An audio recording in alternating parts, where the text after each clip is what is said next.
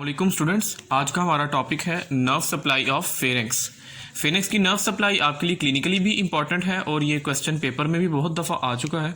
सबसे पहले हम बात करते हैं फेरेंक्स की सेंसरी नर्व सप्लाई की। जो सेंसरी नर्व सप्लाई है फेरेंक्स की, उस हवाले से फेरेंक्स को दो पार्ट्स में डिवाइड किया गया है।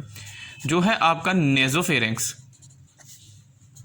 नेजोफेरेंक्स को सेंसरी सप्लाई दी जाती है मैक्सिलरी नर्व से। As you all know, maxillary nerve is the second branch of the trigeminal nerve. Okay, और बाकी जो रेस्ट ऑफ फेरेंक्स है उसको sensory supply glossopharyngeal and vagus nerve से दी जाती है।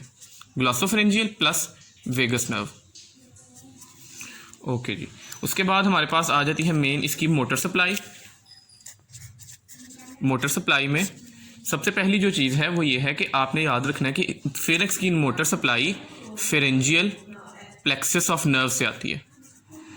ठीक है, अब फेरेंजियल प्लेक्सस किस तरह से बनता है, इसके अंदर कंट्रीब्यूशन होती है वेगस नर्व से जो मोटर फाइबर्स देती है, एक्सेसरी क्रेनियल नर्व से जो कि मोटर फाइबर देगी, और सुपीरियर सर्वाइकल सिंपैथेटिक गैंग्लियन जो कि हमारे पास पोस्ट गैंग्लियोनिक सिंपैथेटिक सप्लाई देगा हमें।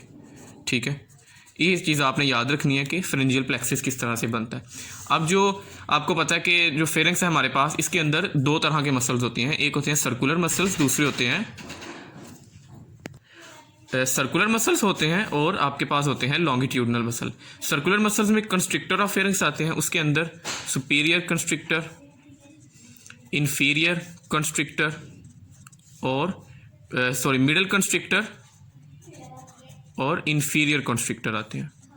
ठीक है, और इसके अलावा इसके जो लॉन्गिट्यूडनल मसल्स होते हैं उसके अंदर आता है पैलेटोफेरेंजियस मसल जो कि पैलेट से सॉफ्ट पैलेट से ओरिजिन लेगा और फेरेंक्स में इंसर्ट होगा। उसके अलावा आता है सल्पिंजोफेरेंजियस जो ऑडिटरी ट्यूब या यूस्टेकियन ट्यूब या फेरेंजियोटिम्पैनिक ट्यूब जिसको कहते हैं उससे ओरिजिन लेता है और फेरेंक्स पे इंसर्ट होता है। दूसरा हमारे पास तीसरा जो मसल है वो है स्टाइलोफेरेंजियस।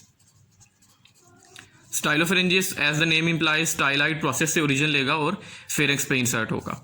ठीक है, अब इसमें superior constrictor, middle constrictor, inferior constrictor, palatopharyngeus और सल्पिंजियोफेरेंजियस, इन सब मसल्स को जो नर्व सप्लाई आएगी वो आएगी फेरेंजियल प्लेक्सस ऑफ नर्व से। ठीक है, फेरेंजियल प्लेक्सस से नर्व सप्लाई आएगी। जो हमारे पास स्टाइलोफेरेंजियस रह गया है इसको नर्व सप्लाई जाएगी ग्लॉसोफेरेंजियल नर्व से। ठीक है, ये एक आपने चीज़ याद रखनी है। ये रिलेशन जो है ये आपसे पूछा जाएगा, बार बार पूछा जाता है ये रिलेशन। अब एक और चीज़ कि हमारे पास जो आपको पता है कि जो इन्फीरियर कंस्ट्रिक्टर है इसके दो फाइबर्स होते हैं, दो इसके पार्ट्स होते हैं। जो सुपीरियर पार्ट उसका होता है उसको कहते हैं थायरोफेरेंजियस, और जो इन्फीरियर पार्ट होता है उसको कहते हैं हम क्रिकोफेरेंजियस।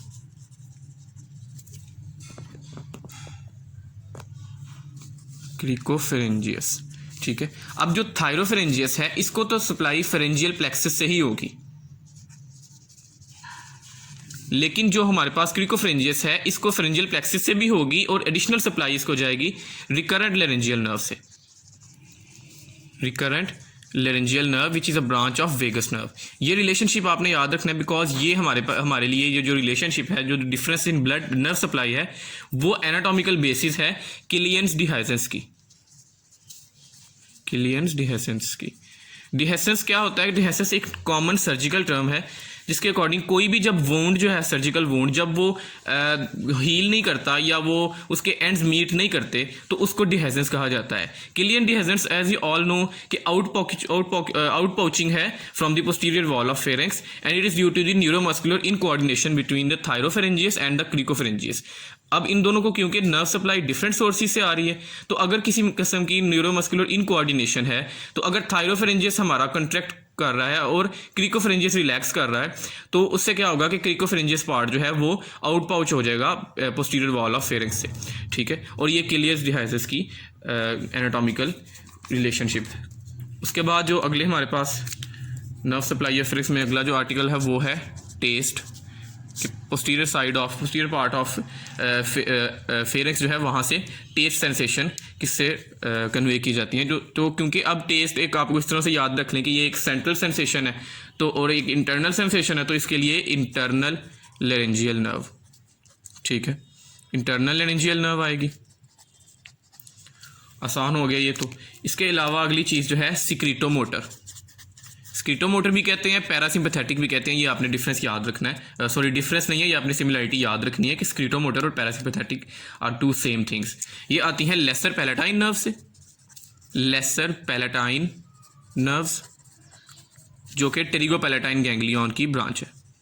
अब टेरिगोपैलेटाइन गैंग्लियन के बारे में एक अलग से वीडियो तैयार है, वो आपको जल्द ही मिल जाएगी, उसको आप देख लें। यहाँ पे एक चीज़ जो है वो ये है कि स्क्रीटोमोटर यानी parasympathetic supply lesser palatine nerve से आती है। तो फिर सिंपैथेटिक सप्लाई कहाँ से आती है? मैंने आपको पहले बताया है कि जो हमारे पास फेरेंजियल प्लेक्सस है इसके अंदर ही सुपीरियर सर्वाइकल गैंग्लियन है जिसके अंदर पोस्ट गैंग्लियोनिक सिंपैथेटिक फाइबर्स होते हैं, ठीक है, और यही उसको फेरेंस को वेजोमोटर सिंपैथेटिक सप्लाई प्रोवाइड करता है, ठीक है। नेक्स्ट वीडियो में मैं आपको नर्व सप्लाई ऑफ टंग के बारे में बताता हूँ। Thank you very much.